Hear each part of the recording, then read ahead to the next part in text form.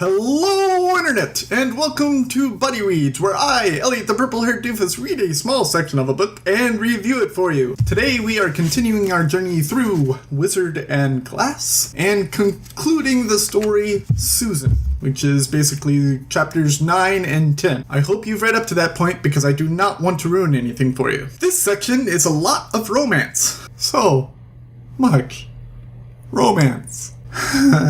But let's read on. We start with Susan doing her chores. She's doing her chores for like 3 pages. And then she gets a message from the town idiot that's actually from Roland that says, meet me in this area. I believe it's called Sitgo, something like that. She has to think about it for a moment and she sends a message back to Roland that says, I don't think it's wise that we meet up anymore. Roland is, of course, sad about this. And his friends are like, well, we should send her another note. We should leave and go on our way. And he says, no, we have to wait here. We have to wait until she is curious enough that her curiosity brings her to me. And so they do. And eventually it does. He gets another message that says, meet me at this orange grove near the Sitgo place that you want to visit. And so he does. They meet and she says, I know a path to somewhere secret. And they start going down this path and they notice it's in kind of like this oil rig area. They notice that the oil rig is bone dry, which is very odd. And they're noticing like mine carts, I guess, that are labeled different oil companies. Roland thinks that the people who need these oil carts, the people that need this oil, are the good man from his town, which was last mentioned in book 1.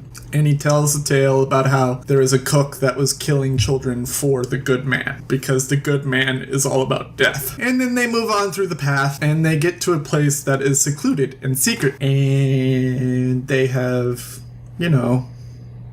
sex, because they're teenagers. And that's what teenagers do. But while they were on this path, someone was watching them. And it was the old lady Rhea who had inspected Susan at the beginning of this story. The one that I was like, there's some lady giving her an inspection. That's the lady that was watching her.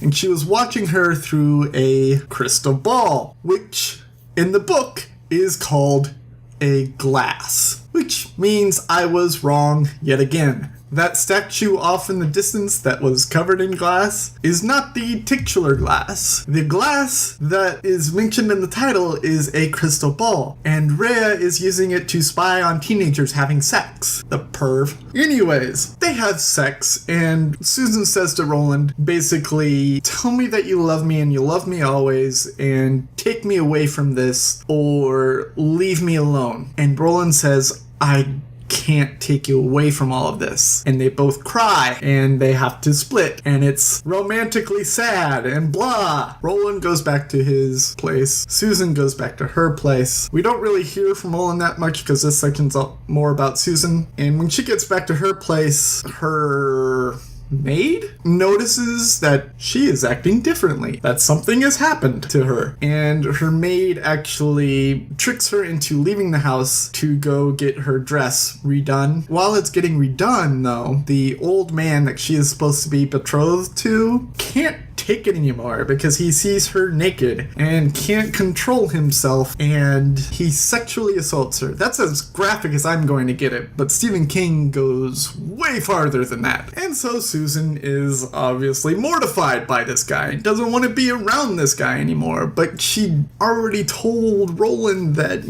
take me now or take me never. And he said, I can't take you now, so she can't be with him. And so she starts riding bareback to her secret little area. Unbeknownst to her is that Roland can see her, and so she gets to her secret area, she's crying, and Roland sneaks up on her, and she's like, oh my god, you're here. And he says, oh Susanna, or oh Susan, say it one more time and I will do it. And they both know exactly what he's talking about, and she kinda says it, and they have sex some more. Yeah.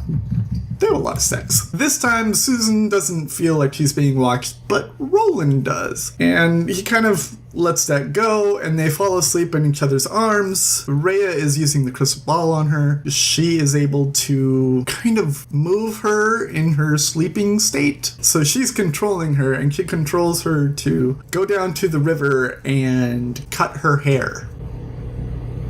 Roland sees all this happening and stops her, wakes her up, and then he hypnotizes her to find out exactly what happened. And he can't get into her memory to figure out exactly why she was down there cutting her hair. But she does it up so that she can hide it. They go their separate ways. She goes back to her home where her aunt is very concerned by the fact that she has wet hair. Susan is doing everything that she can to hide the fact that she had copious amounts of sex with the man that she actually loves. And that is where her story ends right now. I was hoping that when we got to the end of Susan, it would be the end of the retellings. That was very silly of me. That was very, very silly of me, because everyone was telling me that this entire book is supposed to be a retelling. I don't know. When I heard that it was supposed to be a retelling of Roland's life, I was hoping for more riddle wars and less romance crap.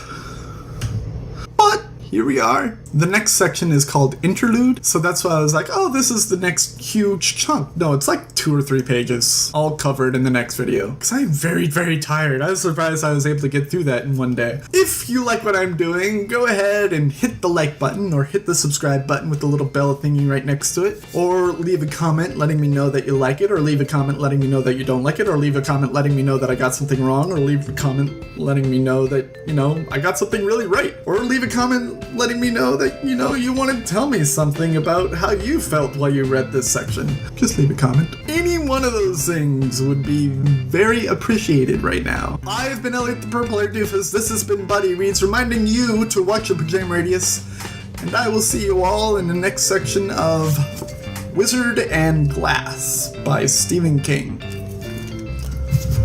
Toodles!